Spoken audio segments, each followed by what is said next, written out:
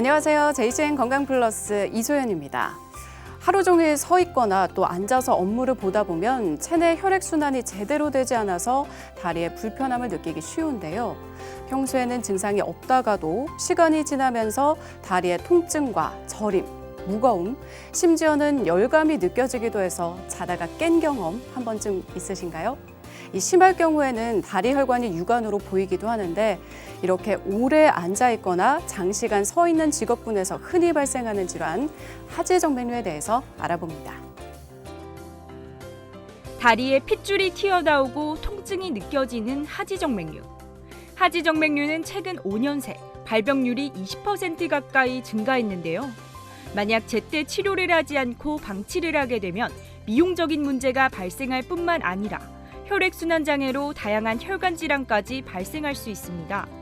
특히 하지정맥류는 한번 발생하면 자연적으로 치료가 되지 않는 진행성 질환으로 증상이 조금이라도 느껴진다면 바로 치료를 받아야 하는데요. 오늘 이 시간 닥터 정맥의원 이동기 원장님을 모시고 소리 없이 찾아오는 하지정맥류의 원인과 올바른 치료 방법에 대해 알아보도록 하겠습니다. 오늘 건강플러스는 하지정맥류에 대해서 알아보도록 할 텐데요. 닥터 정맥의원 이동기 원장님 나와주셨습니다. 안녕하세요. 안녕하십니까. 네, 원장님, 이 하지정맥류에 대해서 걱정하시는 분들이 굉장히 많은데요. 정확히 어떤 질병인 건가요? 네, 하지정맥류는 순환장애로 다리 혈액이 고이는 질병입니다. 정맥 내부의 판막이 손상되면서 심장으로 돌아가야 할 피가 역류하고 정맥 혈액량이 늘어나 피부 밖으로 보이게 되죠. 네. 겉으로 보면 피부에 거미줄 모양의 가는 실핏줄처럼 나타나기도 하고 병이 좀 더 진행되면 늘어난 정맥이 피부 밖으로 돌출되어 뭉쳐 보이고 만지면 부드럽지만 어떤 곳은 아픈 부위도 있을 수가 있습니다. 네. 그렇다면 혈관이 울퉁불퉁하게 나오는 증상들은 모두 하지정맥류라고 볼 수 있는 건가요? 혈관이 튀어나왔다고 해서 모두 하지정맥류인 것은 아닙니다. 네. 피부가 얇아 피부 속 모세혈관이 비쳐 보이는 경우, 마른 체형으로 인해 혈관이 돌출된 경우 등이 있습니다. 하지만 또 겉으로 울퉁불퉁 튀어나와 있지 않다고 해서 본인은 하지정맥류가 아니다라고 생각을 하시면 안 됩니다. 이런 경우는 겉으로 울퉁불퉁하지 않기 때문에 본인이 하지정맥류라고 생각을 하지 않으시고 네. 다리가 불편한 증상으로 정형외과라든지 마취통증의학과를 먼저 찾으시는 경우가 많습니다. 실제로 본원에 내원하신 분들도 다른 과를 방문하시고 오는 분들이 많습니다. 겉으로 보이지 않기 때문에 하지정맥류라는 생각을 하지 않으시는 것이죠. 네, 역시 초기 증상만으로는 하지정맥류 여부를 판단하기 쉽지가 않아서요. 정확한 진단을 받는 게 가장 좋을 것 같습니다. 원장님, 그렇다면 이 하지정맥류의 대표적인 증상들은 또 어떤 것들이 있는지 좀 자세히 알려주시죠. 네, 일단 초기 증상으로 보시면 오래 걷지 않았는데도 쉽게 다리에서 피로함이 느껴지거나 다리가 쉽게 붓는 편이라든가 쥐가 잘 난다. 네. 다리가 별다른 이유 없이 가렵거나 무겁습니다. 다리에 꼬불꼬불한 혈관이 보이거나 튀어나온 혈관이 있는 경우입니다. 이런 경우에서는 하지정맥류를 의심해 볼 수 있습니다. 그런데 지금 원장님께서 말씀해 주신 증상들이 사실은 전날 좀 무리하게 걸었거나 또 과로했을 때, 피곤했을 때 생기는 증상과는 비슷해서 질병이라고는 생각하지 않고 무심코 넘어가는 경우도 많을 것 같아요. 특히 혈관이 튀어나온 경우에만 하지정맥류를 치료해야 한다라고 생각하는 사람들이 많아서 조기 발견을 놓치곤 하는데 이 돌출된 혈관이 없어도 하지정맥류로 진단받는 경우도 꽤 많은가요?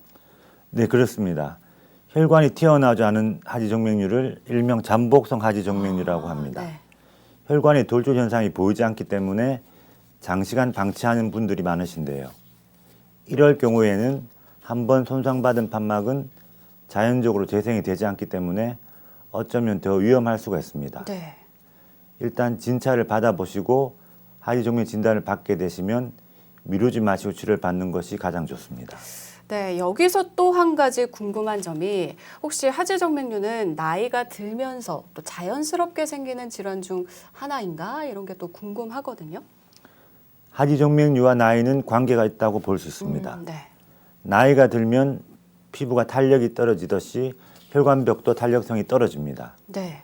정맥혈관의 탄력성이 떨어지면 다리 쪽으로 몰린 혈액들의 압력을 견디지 못해서 혈관이 늘어나서 겉으로 울퉁불퉁하게 튀어나와 보이는 하지정맥류가 될 수 있습니다.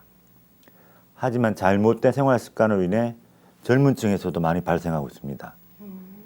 각선미의 강조를 위해 일반 압박 스타킹과 스키니진 등의 하의 착용이 하지정맥류를 부르는 원인이라고 볼 수 있습니다.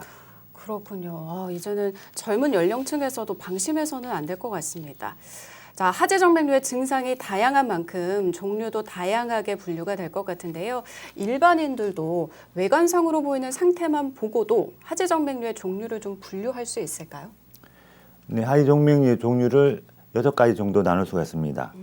이 첫 번째로는 가느다란 실핏줄이 보이는 거미양 정맥, 이 일명 모세혈관 확장증이라 합니다. 다리에 붉은색, 푸른색의 가는 실핏줄이 보이는 경우입니다.